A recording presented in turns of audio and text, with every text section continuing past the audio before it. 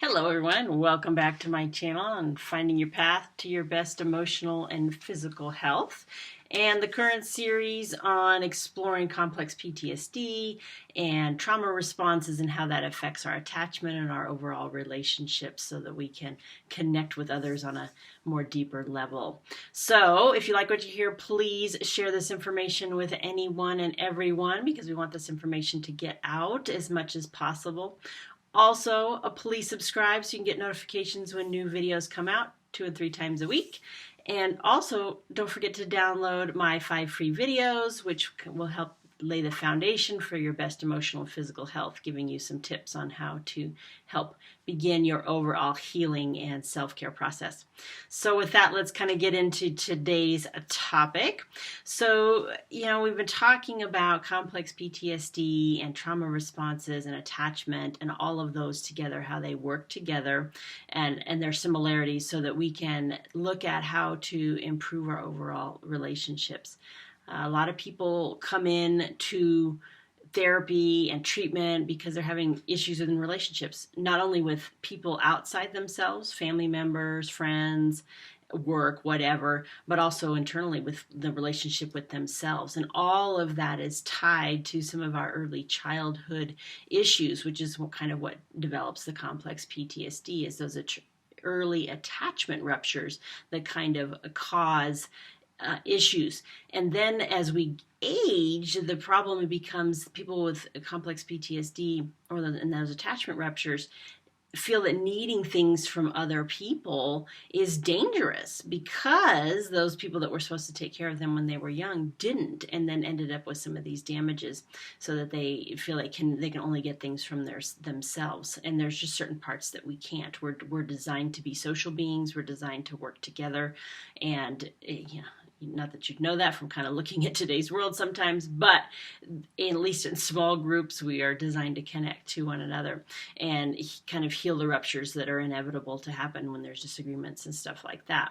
So understanding how we view relationships through the complex PTSD model will help us develop a way to kind of improve those relationships and be different. So a lot of people get quite old or to middle age or whatever, as high functioning survivors because they learn how to be socially acceptable and to do the things they need to do to survive. But the quality of their relationships and the quality of their life suffers, and they may or may not end up with a lot of physical illnesses because the stress and the inability to work on regulation, because we've talked a little bit about how two people or people in a group will regulate each other. So you can be a calming influence on someone, and if you don't have that because you're very isolated or you're restricted in your relationships, you can end up with more physical issues and problems. I actually know people that, because they're very isolated, very, very highly independent, really struggle with connection with others. And so they stay alone and they end up with a lot of gut issues. They end up with all kinds of physical things, blood flow issues and things like that, heart rate issues, because they don't have someone to help regulate and provide that for them. So in the reciprocal relationship. So these high functioning people, they do quite well and they survive, for lack of a better term, but they don't always thrive. And they also quite often will seek highly structured environments where the focus is on task accomplishment and not necessarily connection to others. So they like clear expectations and task accomplishments. So this is what we see in our military personnel. So that kind of structured environment tends to attract people that have ruptures early in their life. So here we are, and dare I say this, but we're going to say it, those people go to that environment to provide them with what they didn't get as a child. And I know plenty of people who will tell you, especially people that have been retired from the military, a very good therapist from the military, he told me it's the best social program in the world, and because it provides that structure. But then he would tell you that when people retire from the military, that the PTSD will come out because of the decline in the structure, because they don't know what to do with themselves. So we bring these people into the military, which they're kind of damaged because of their childhood experiences, and then we expose them to additional traumas, and we wonder why they get PTSD. So it's very, very common that these people who are in the military have PTSD, either complex because they've had early childhood things, and I don't know that I've met someone that has not had that when they were young. And then it contributes to their vulnerabilities when they're faced with a more intense trauma. And then they will struggle to heal that because it's very, very frightening. And then they have trouble building a bond with even a therapist, especially a therapist in the military. That's a whole nother issue that we would take forever to get into. But they then have difficulty healing because of their early childhood traumas. So kind of keep that in mind when we're talking about some of these improving relationships.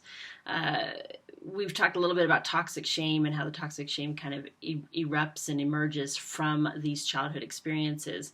And the only really way to heal that is through relational issues, is where you can have the intimacy of shared vulnerabilities, whether that be with a therapist, which is where a lot of people need to start, or whether it needs to be in an intimate relationship or a very, very close friend, that kind of thing, to help kind of heal that. And we'll have different people that we can share different vulnerabilities with. So it's not, all or none with certain people. And you may find that some people are trustworthy with with your vulnerabilities as you learn to share them, and some people will not be. And you learn to feel those relationships out and figure out, and then you have to heal some smaller ruptures as well, as those people that turn out to not be very trustworthy. Then you need to kind of heal that as well, and learn to trust yourself again, so that you can improve relationships overall, and recognize for the people that are unable to provide you with what you need. So there are still always some struggles that we kind of look out for. So you do have to be able to have a healing relationship and kind of control certain parts of the emotional flashbacks that occur with complex PTSD, because we want open and honest and authentic communication without becoming kind of abusively angry or contemptuous, because you have to learn how to manage those flashbacks, because sometimes you can get that way if you have an emotional flashback that puts you into a real defensive mode. So if that's the case for somebody that's healing from this kind of childhood trauma, then we want to kind of work on managing that first, so that you don't continue to rupture those relationships that actually could be healing for you. So as you figure out which relationships are safe, and then you learn how to maybe kind of do this reparenting of some of the essential things that happen in our lives, both love and protection, which is the two things that should go for a young child. The first 2 years of your life, you're supposed to have unconditional love and protection. And that's the role of the parent, to really do that for the first 2 years and lay that foundation, so the child can then put themselves out in the world and actually take the risks and have a safe base to return to. In childhood trauma, attachment issues. Attachment is the first 18 months of life. If it's insecure or there's problems, they're not going to have that, or they're not going to feel that. So they're going to get stuck in a mode where they do not have that addressed. So the inner child, the leftover, will have to kind of improve their whole emotional, physical, and mental experience through kind of a reparenting methods. And the mothering aspect, the self-mothering, whether that be from you and your own self as you're healing, or with a strong relationship, that's the love aspect, actually love and accepting and caring of all phases, that, like I said, the emotional, mental, and physical, that just acceptance, and not like, well, this is not good. And sometimes people subconsciously don't provide as much love and acceptance as they think they do. They think they're doing that, but they unconsciously send a message that it's not okay to be however you are in that moment, that you have to fix that, you have to change that, you have to do something different, and get that kind of constant message to be different.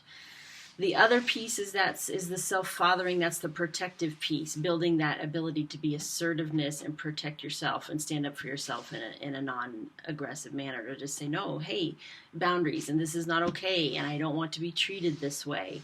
And that's okay to be able to stand up for that, and not be shamed for standing up for yourself and saying that this is not okay for me.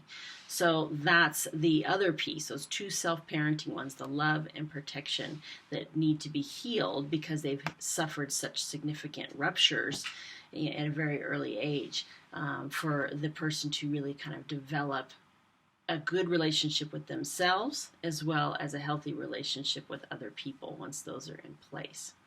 So if you find that some of these things are ringing true for you, or you're thinking, oh, I think I need some more work on some of these things, and you've listened to some of the other videos and you're interested in getting some more one-on-one coaching regarding these things and healing of trauma, we can definitely do that for you. So connect with me on the website and be more than happy to set you up with some times to work on some of these issues. So thank you very much and have a great day.